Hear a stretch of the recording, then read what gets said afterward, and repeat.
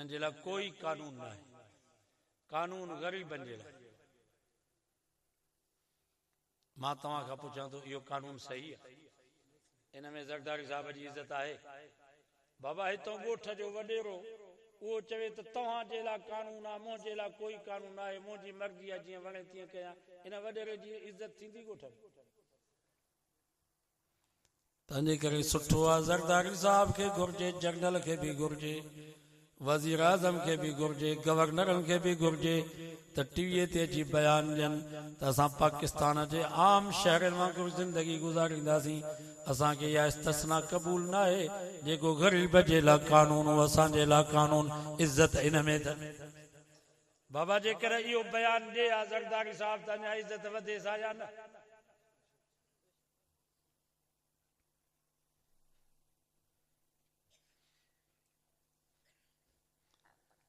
नबी साईं जे ज़माने में हिकिड़ी औरत आई, उन खां चोरी थी वई, उनजो नालो बि फातिमा, कैस जी धी।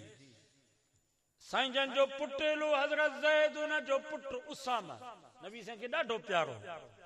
उनखे सिफारिशी वठी आया नबी साईं वटि, त सिफारिश करे हली साईं जन वटि त औरत हिन जो हथु कटबो त ऐब थी पवंदो, का ॿी चटी रखो।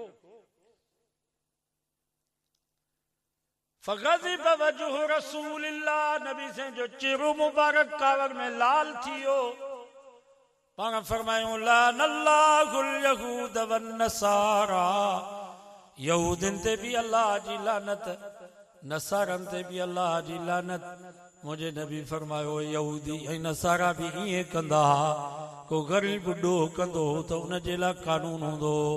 को वॾेरो को सरदार ॾोह कंदो त उन जे लाइ कानून न हूंदो। नबी साईं फरमाया अतशफऊन फी हद मिन हुदूदिल्लाह, फरमायूं तव्हां अल्लाह जे कानून में सिफारिश था कयो, अल्लाह जे हद में सिफारिश था कयो। फरमायूं लौ सरिकत फातिमत बिन्त मुहम्मदिन सल्लल्लाहु अलैहि वसल्लम लक़तअतु यदहा, मुझे नबी फरमाई त फातिमा कैस जी धी आहे, पर जेकर फातिमा मोहम्मद मुस्तफ़ा जी न्याणी चोरी करे आ ऐं उन ते चोरी साबित थिया त लक़तअतु यदहा, मां अल्लाह खे राज़ी करे पंहिंजे न्याणीअ जे हथ खे कुर्बान कयां। हाणे मां तव्हां खां पुछां थो, ज़रदारी साहब, वज़ीर आज़म साहब, गवर्नर साहब, जनरल साहब, छा मां फातिमा खां मथे आहिनि? सुठो अथनि त टीवीअ ते बयान ॾियनि त इहा इस्तिस्ना असांखे क़बूल न आहे, न त अहिड़ा ज़लील थींदा जो दुनिया ॾिसंदनि, जीअं इमरान ज़लील थियो आहे, जीअं जनरल फैज़ ऐं बाजो ज़लील थियो आहे। नाम निशान आहे जनरल बाजो जो।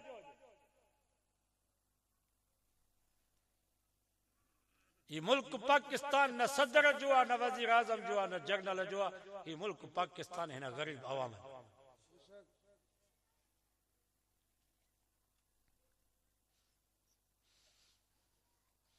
हज़रत उमर फारूक मस्जिद नबी जे मिंबर ते वेठो आहे। हज़रत उमर ईअं सम्झो त शायदि मुंहिंजी हुकूमत आहे, तंहिंजे करे माण्हू मूंखां डिॼनि था, हक़ सच मूंखे न चवंदा। हज़रत उमर फरमायो जेकर मूं में थोरो टेड़ अची वञे, ॾिंगो अची वञे, तव्हां मां को अहिड़ो शख़्स आहे जो मुंहिंजो उन टेड़ खे सिधो करे ॾिंग खे, त आख़िरी छेड़े में हिकिड़ो ॿाराड़ी जो ग़रीब बद्दू वेठो हो, धनार, तलवार म्याण मां कढई। हज़रत उमर खे चई जेकर तोमें थोरो बि ॾिंगो आयो त मां हिन तलवार जे नोक सां तुंहिंजे ॾिंग खे सिधो कंदुसि। पोइ हज़रत उमर चयो त मुंहिंजी मर्ज़ी आहे, मां सदर आहे, ज़रदारी वांगुरु चई त मुंहिंजी मर्ज़ी आहे, जीअं वणे तीअं कयां, ईअं चई। हज़रत उमर जे अखियुनि में ख़ुशी में पाणी अची वियो, चई अल्हम्दुलिल्लाहिल्लज़ी जअल अला उम्मत मुहम्मदिन सल्लल्लाहु अलैहि वसल्लम, सब तारीफ़ उन रब जे लाइ, सब वाखाण मुंहिंजे रब जी आहे, जंहिं मोहम्मद मुस्तफ़ा जी उम्मत में अहिड़ा जवान पैदा कया आहिनि जेके उमिरि जे टेड़ खे बि सिधो करे सघनि था। इंशाअल्लाह जेकॾहिं अहिड़ा उम्मती मोहम्मद मुस्तफ़ा जे उम्मत में हूंदा त उमिरि कॾहिं बि इस्लाम जे ख़िलाफ़ कोई कमु न करे सघंदा। छा ही हज़रत उमर खां मथे आहिनि छा?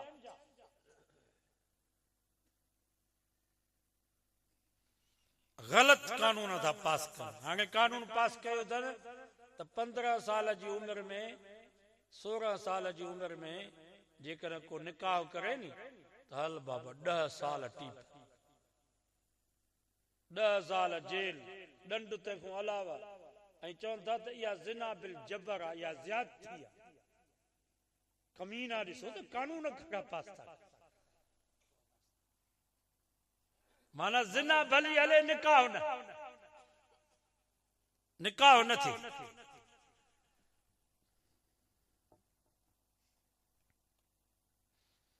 नबी साईं जे ज़माने में 15 सालनि जे न्याणियुनि जा निकाह थिया या कोन थिया बीबी ज़ैनब जो निकाह 15 सालनि जी उम्र में थियो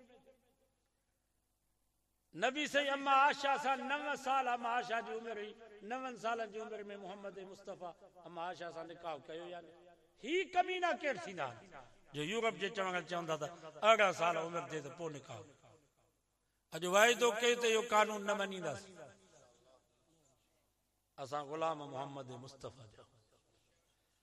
असां अल्लाह ऐं अल्लाह जे रसूल जे कानून खे मञींदासीं ही जेके कानून ग़लत पास पिया कनि क़ुरान ऐं सुन्नत जे ख़िलाफ़ असां इहे कानून न मञींदासीं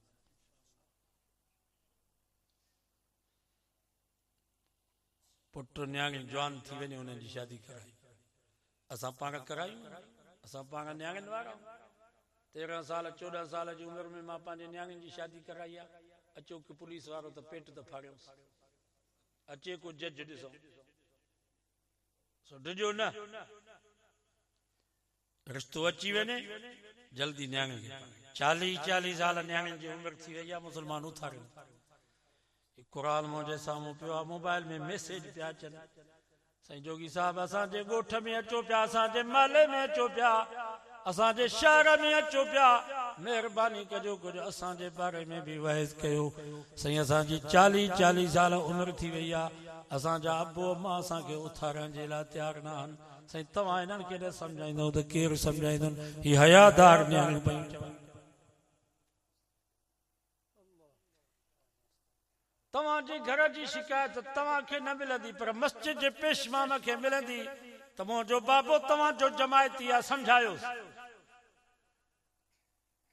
तव्हांजे घर जी शिकायत तव्हांखे न मिलंदी पर तव्हांजे मुर्शिदनि हाले जी वारनि वटि ॻाल्हि पहुचंदी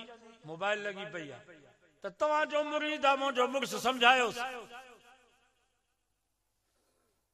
तव्हांजे घर जूं शिकायतूं असांखे पयूं मिलनि त सम्झायो न ही ज़ुल्म था कनि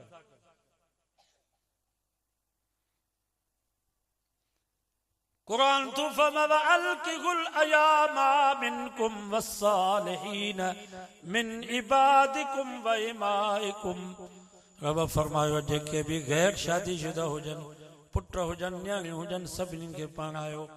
पर तव्हांजा नौकर तव्हांजूं नौकरियाणियूं तव्हांजा मुलाज़िम तव्हांजूं मुलाज़िमियाणियूं तव्हांजा हारी तव्हांजूं हारियाणियूं जेकर उहे ग़रीब आहिनि क़ुरान तो फमा तावन करे उन्हनि जो बि निकाह करायो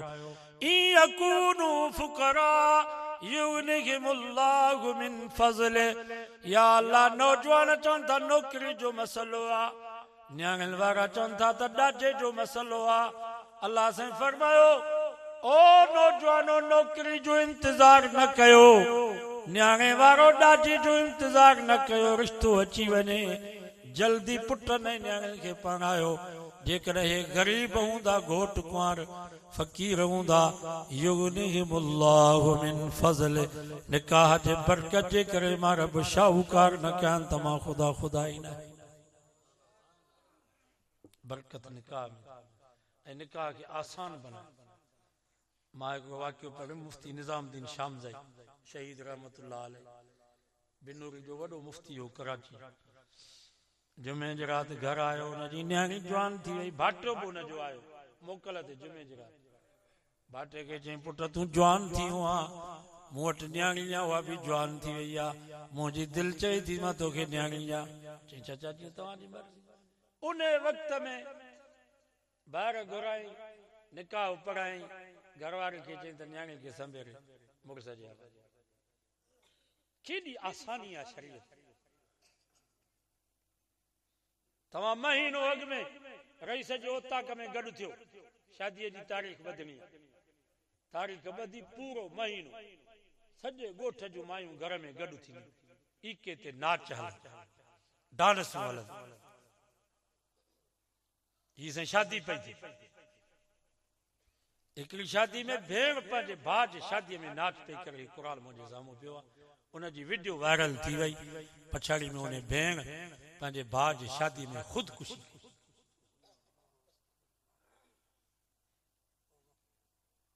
एहतियात कयो बाबा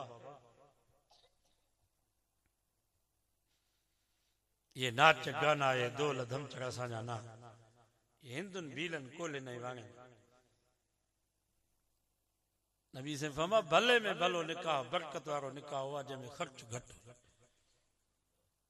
आसानी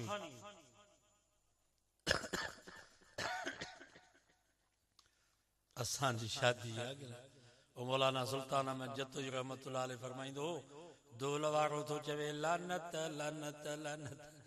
बाजे वारो तो चे कहते कहते कहते बीन वारो तो चे घोट ते कुंवार ते जानन ते जेके आया सभिनी हाणे जंहिं शादीअ में वञ त लानत जा वसकार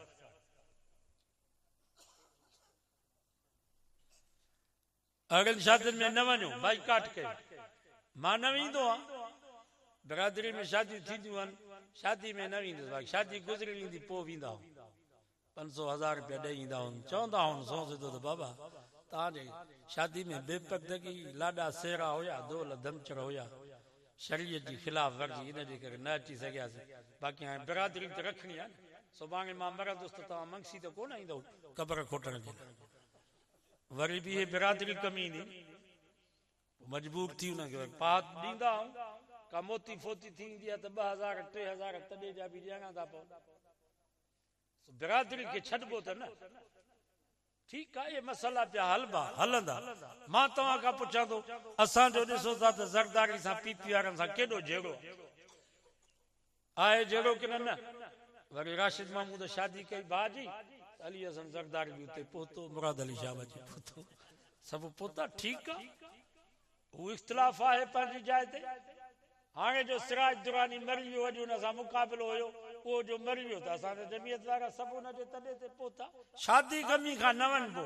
बाक़ी इख़्तिलाफ़ त आहे तव्हां बि अज़म कयो त शादी गमी में गॾु हूंदासीं बाक़ी इख़्तिलाफ़ संगावती इख़्तिलाफ़ भई कोर्टुनि में केस थाणनि में केस पिया था हलनि इख़्तिलाफ़ पिया हलंदा पर शादी गमी खां न वञो या बिरादरी हुजे वल्लज़ीन यसिलून मा अमर अल्लाहु बिही अन यूसल कुरान तो फरमा मुंहिंजा नेक बाना हुयनि जेके माइटीअ खे ॻंढनि था ऐं कोशिशि कयो पाण फ़ैसिला कयो पंहिंजे बिरादरी घर में वेही करे घर जा मसइला पाण हल कयो न थाणनि में इंसाफ़ अथव न कोर्टुनि में इंसाफ़ अथव न वॾेरनि जे उताकुनि में इंसाफ़ मिलंदव ॿ झिड़कियूं पयूं पाण में विढ़नि बिलो जो आयो त ॿिन्हिनि खे झपड़ ॾेई खाई त शुकारो भरे करे चई त शुकुर थियो जो टाइम जो पहुतासीं न त वॾी खून रेज़ी थी असांजी पुलिस असांजी अदलिया असांजे वॾेरनि जो हाल बि न बिले वांगुरु अथव जवाबदार खे त खाईंदा पर फरियादी खे बि खाईंदा मक़तूल खे त खाईंदा पर कातिल खे त खाईंदा पर मक़तूल खे बि छॾींदा न ज़ालिम खे त खाईंदा पर मज़लूम खे बि खाईंदा तंहिंजे करे सुठो अथव त पंहिंजा मसइला पंहिंजे ॻोठ में वेही करे हल कयो ॻोठ में को त चङो हूंदो काथे त एतमाद अथव हाणे ॾाहीं असांजे कंदकोट जे पासे ॾे असांजा दोस्त आहे जमायती पाण में विढ़ी पिया बसि धकु रहमानी धकु शैतानी जमायत बि साॻी पाण में मिट माइट क़ौम साॻी ॻोठ साॻो 2 माण्हू मरी पिया पर ॻोठ जे वॾेरे खे शाबाश आहे सो वेही रहियो 3 ॾींहं वॾेरो सफ़ा सरदार कोन हो ॻोठ जो चङो 3 ॾींहं तॾे ते वेठो हुयो पछाड़ी में तॾे जी दुआ थी ॿिन्हिनि धुरनि खे ठाहे करे पोइ उथियो न त थाणनि ऐं कोर्ट में वञनि 10-10 साल केस केरु हले तंहिंजे करे पाण में वेही पंहिंजा मसइला हल कयो वइन इम्रातुन खाफत मिन बालिहा नुशूजन औ इराजा। कुरान तो फमा ज़ाल मुर्स जो पाण में झगड़ो थी पवे, ज़ाल मुर्स जो पाण में इख्तिलाफ थी पवे, अणबणत थी पवे, त हकमम मिन आलिही व हकमम मिन आलिहा। कुछ अमीन ज़ाल जे तरफों, कुछ अमीन मुर्स जे तरफों। ज़ाल जा भाइर चाचा मामा, मुर्स जा भाइर चाचा मामा।